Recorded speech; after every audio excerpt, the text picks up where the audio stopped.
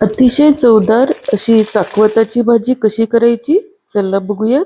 मंडईतनं चाकवत आणला, स्वच्छ निवडून धुवून घेतला, बारीक चिरून त्यामध्ये थोडंसं 1 वाटी पाणी असं घालून त्याला छान वाफ आणली।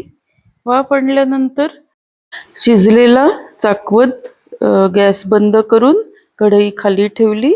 त्यामध्ये 2 चमचे बेसन पीठ हे घातलं, व्यवस्थित छान त्याचं मिक्स करून घेतलं। हे गुठळ्या वगैरे त्याच्या अजिबात यामध्ये न ठेवता व्यवस्थित घोटून घेतली।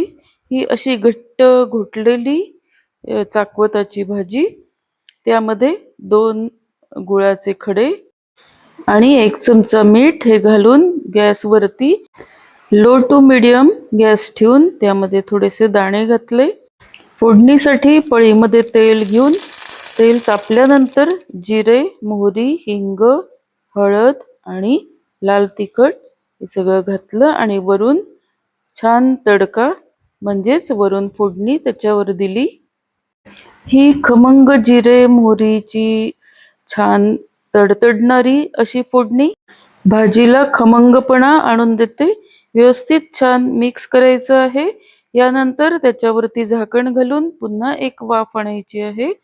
ही छान वाफ आल्यानंतर आपली भाजी तयार। भाकरी बरोबर किंवा चपाती बरोबर ही भाजी अतिशय सुंदर लागते। यामध्ये तुम्ही मिरची किंवा लसूण असंही फोडणीमध्ये घालू शकता। चॅनलला लाईक, शेअर, सबस्क्राईब नक्की करा, म्हणजे यासारखे छान व्हिडिओज तुमच्यापर्यंत नक्की पोहोचतील। धन्यवाद।